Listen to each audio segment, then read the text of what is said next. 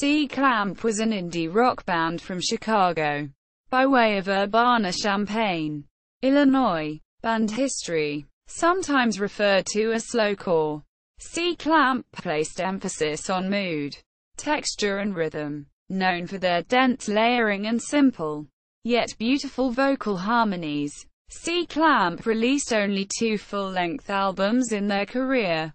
Although they performed live infrequently, they managed to share the stage with many noteworthy bands of that era, including Braid, Castor, Diane Aga, Karate and Hum. Nick Macri went on to perform in the band's Heroic Doses, Euphone, Sunny Day Real Estate, The Lonesome Organist, and The Zincs, as well as with the artists Bobby Conn and Jeremy Enigk.